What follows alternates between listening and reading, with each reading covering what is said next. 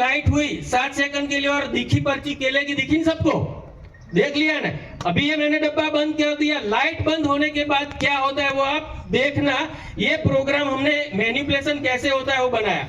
आपके नजर के सामने एप्पल की पर्ची लाइट बंद होने के बाद छप गई ना, बराबर। फिर से मैं एक तरबूज को अवार्ड देता हूं, तरबूज को दिया तो तरबूज की पर्ची छप के आपके नजर के सामने आ गई। लाइट हुआ तब भी पर्ची दिखती है, लाइट बंद होने के बाद ये डार्क ग्लास के पीछे क्या होता किसी को पता नहीं चलता। ये तरबूज की पर्ची छप गई, आप लोगों ने देख लिया, वोटर ने देख लिया, वो सेटिस्फाइड होकर चला गया कि मैंने जिसको अवार्ड दिया उसको ही पढ़ा है। अभी फिर से मैं तरबूज को अवार्ड देता हूं, देख लेना आप, तरबूज को अवार्ड दिया और ये मैं डब्बा बंद कर रहा हूं, बाद में आपको बता देता हूं। ये तरबूज की पर्ची लाइट चालू हुई और देखी। अभी लाइट बंद होने के बाद क्या होता है वो खेल आप देख लो। ये लाइट बंद हो गया, बाद में तरबूज का एप्पल का पर्ची छप गया। मतलब एक ही पर्ची जो कंटिन्यू 2 अवार्ड गए, खरबूज तरबूज को और केले को, तो एक ही पर्ची आप लोगों को 2 बार दिखाई जा सकती है और आपको पता भी नहीं चलता कि ऐसे मैनिपुलेशन हो रहा है। फिर से एक बार मैं आपको एक ही पार्टी को 2 अवार्ड करके ओपन करके दिखा देता हूं। समझो मैंने तरबूज को दिया, एप्पल मैं बनाना केले को देता हूं, ये केले को दिया। लोकतंत्र बचाना है, हम सबको मिलके बैलेट पेपर लाना है। तरबूज केला को दिया अवार्ड, केला छप गया।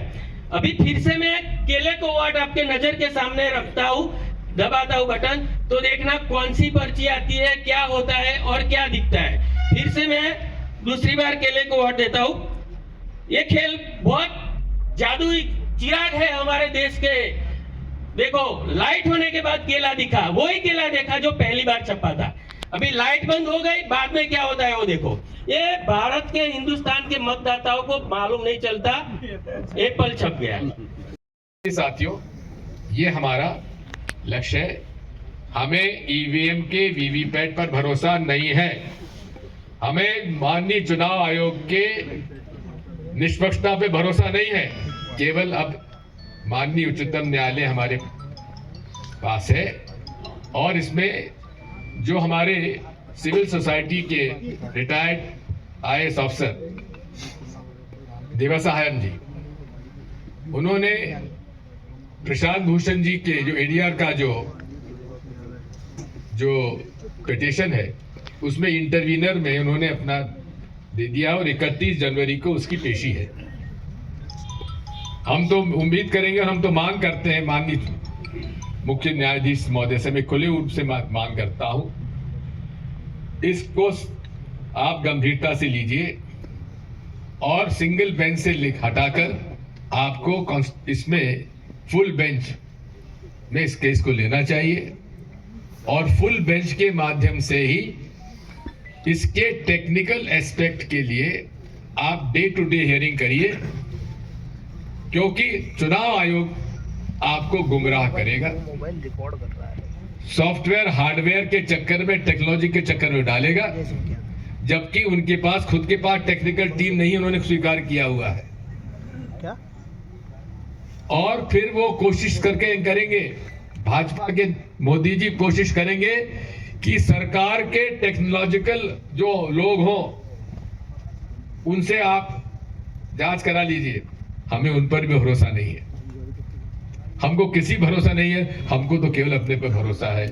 हमको तो वीवीपैट स्लिप अपने हाथ में दे दो। हम तो चाहेंगे बैलेट पेपर से होना चाहिए। अगर बैलेट पेपर ना करके आपको ईवीएम से इतना ही प्रेम है मोदी जी, माननीय चुनाव आयोग, माननीय देश के प्रबुद्ध नागरिक, अगर ईवीएम से आपको इतना ही प्रेम है तो इसको रखिए। आप तो हमें डब्बे में, सील डब्बे में हाथ वोट डालने के बजाय हमें हाथ में दे दीजिए। हम वहां से उठा के फोल्ड करके और सबके सामने वीवीपैट की वो स्लिप जो है हम मतपेटी में डाल देंगे। जी, जब कांग्रेस की केंद्र में सरकार, देखो बात यह है, कांग्रेस पार्टी ने कभी भी ना हैकिंग की है और हम लोगों ने कहा सोच विचार ही दूसरे किस्म का है।